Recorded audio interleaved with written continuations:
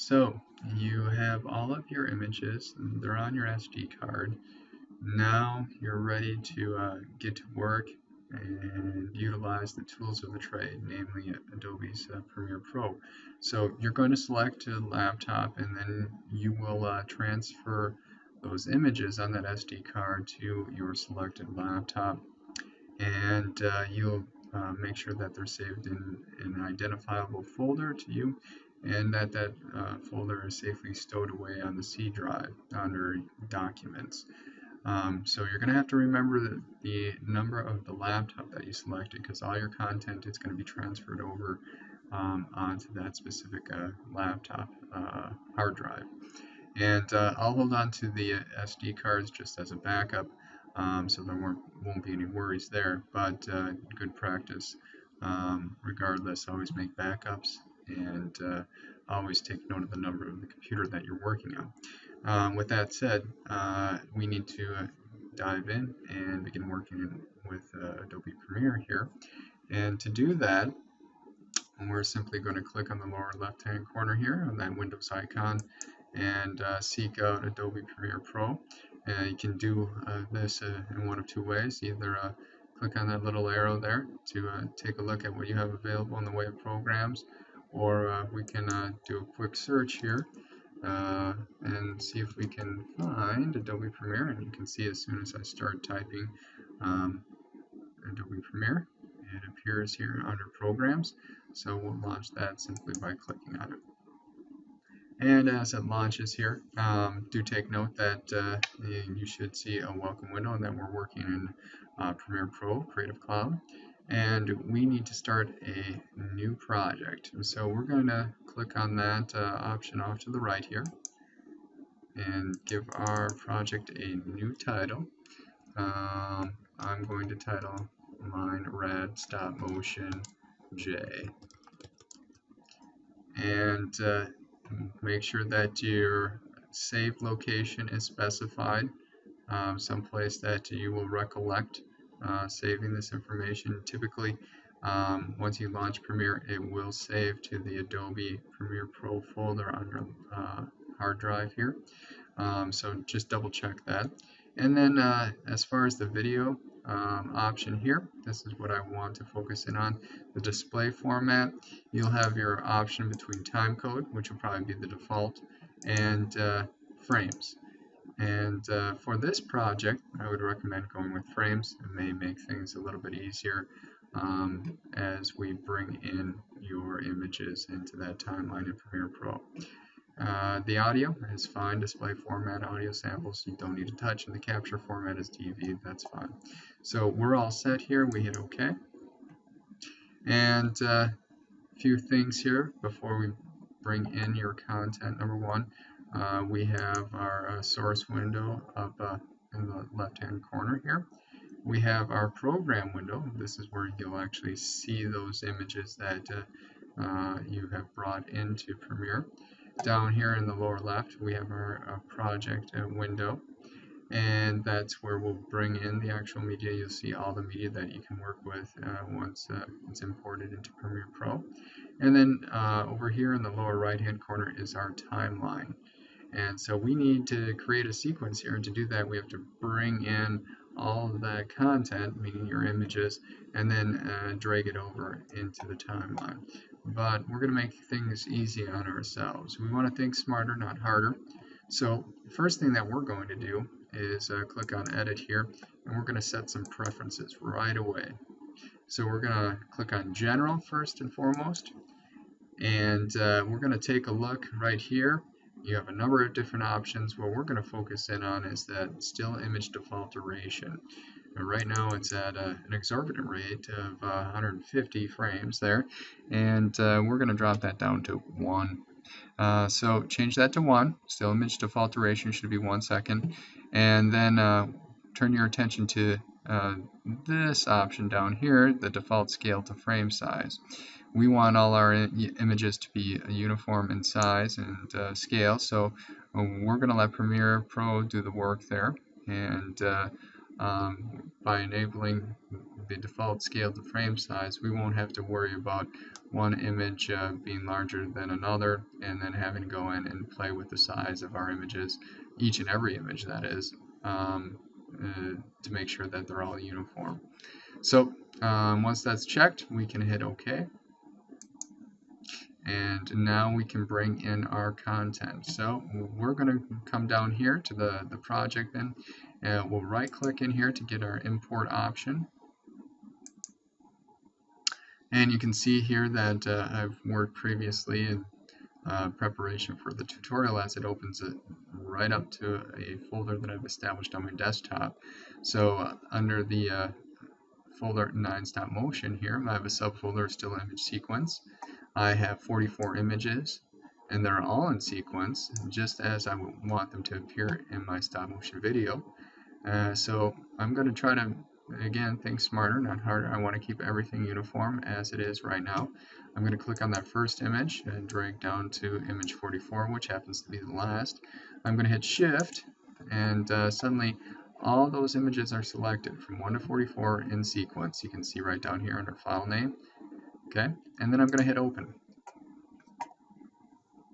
So great, I have all those images in place.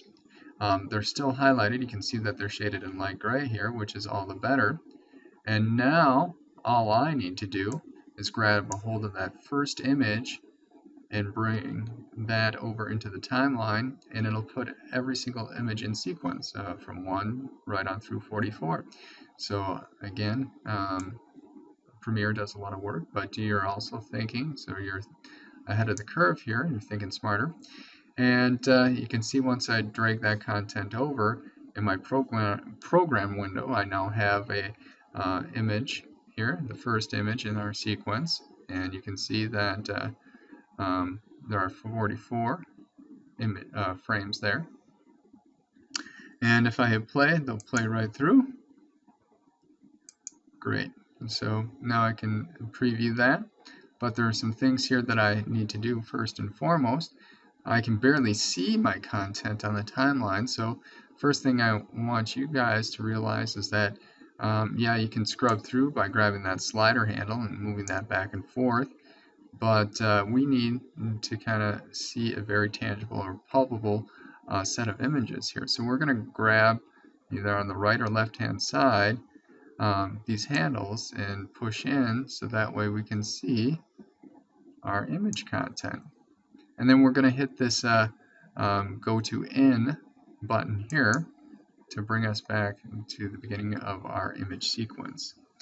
So now that we have all our images in order in place in our sequence, we're going to click on sequence up here, and we're going to take a look at our sequence settings to make sure this plays how we want it to play. Click on that. Editing mode, yeah, we need a custom. All right, we're setting things up specifically for our stop motion project. So time base, we need to change that. We want 12 frames per second. Frame size 400, 600. Again, we said default, scale, so that way everything would be uniform when we're doing our preferences there. So we'll let Premiere Pro take a look at the images that we're bringing in and make that determination. Display format, again, frames, for all intents and purposes for this project, might be easier to work with. So we're good, audio is good, the preview file format is good, we can hit OK. And we can hit OK here. Alright. And so once that's done and in place, we can see here by hitting spacebar, we'll play through again, and we get a good feel as to the pace of our project here.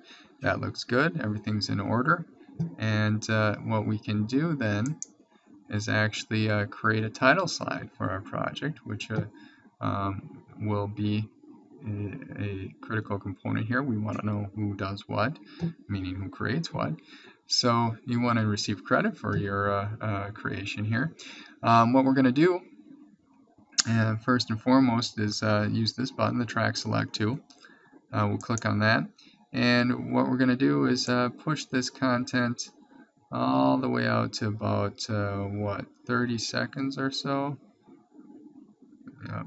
And that way we give ourselves plenty of space to work with in regards to bringing in a title slide, because we want our title slide to play for about 3 seconds. And to do that, then we got to do a little bit of math here, but it means that we're going to have to go back in and change our preferences now. Because remember, we said still image default duration 1 frame, and remember we changed our sequence settings so that we have 12 frames per second. So that means that if we don't change the still image default duration, our title slide would just fly by at a 1/12 of a second here. So we're going to set it for about 30, and that will give us roughly just over 2 seconds or so, close to 3. We'll hit OK, and now we can create our title slide. And I'm just going to flip back over here to the selection tool, which is that little pointer arrow. Click on title, new title. We need a default still, and you can see here then that we're going to drop that down to 23.976. We're going to leave our width and height as is, and we're going to give it a name here, title slide. And it launches. I'm going to select a nice font here. I'm going to click right in and start typing. And I'm going to title it Jay's Rad Stop Motion. Okay, now that's a little big, so I'm going to highlight everything by hitting Control A within that text frame there. And then I am going to go over here to the font size and just drop it down a little bit. Alright. And then I want everything centered, so I have these center buttons over here to the left. I'll center it vertically and then horizontally. And once those are in place, I am all set, unless I want to center my title, which would be good practice. So I hit the center button here, and now my title slide is complete. I can close out of it, and you can see it's now available in my project window over here. And so now I can just simply drop and drag, and we'll make sure that it's right at the beginning, and we'll pull that out so we can kind of get a better overview. You can see that I placed that quite well there. Let's render that out by hitting enter. And now we have a well-paced stop motion film with a title slide that's about 3 seconds in length, which is appropriate. And we're going to do the same here for the end credits, right? We want to know who did this, who created it. So we create another title slide here real quick. And we'll just title this end credits. Hit OK. And we'll change that font in a second. By, and remember there's no colon after by, it's a preposition. And we'll hit Control A again, selecting all the text. Make sure that we bring that down to about the same size as our previous font size there. And I'm going to hit center and center again. That looks good. I'm happy. And we can drag that to the end of our sequence here. And that is that. So that's good, but we want that last image to fade into or fade to black here, leading into our end credits. So I'm going to pull that out here and zoom in a little bit there, and then pull that out. So that way it plays for a little bit longer, and I'll click into this image. And now once I have that image selected, you can see that it's kind of like that eggshell color as opposed to the purple. I can go into Effect Controls because I've selected that clip. So now with Effect Controls here, you can see I'm dealing with image 44 here, which is exactly what I want to do. And I want to change the opacity, and I want to do that by working with some keyframes. So right now, you can see that the keyframes were active. I clicked on it, they're not. I'm going to create a keyframe right at the beginning of the image, and then I'll drag this over here to the end.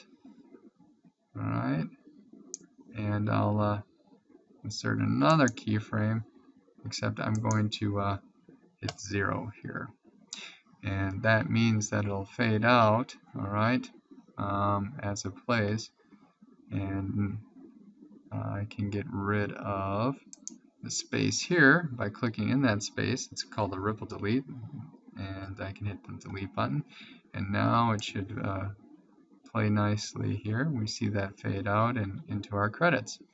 I hit enter again, hit previews, and you can see we have our fade out and end credits, and now all we need to do is add an audio track and then export that out to media encoder so we can render it out in a format that can be uploaded to YouTube. And I'll walk you through that process in a different tutorial.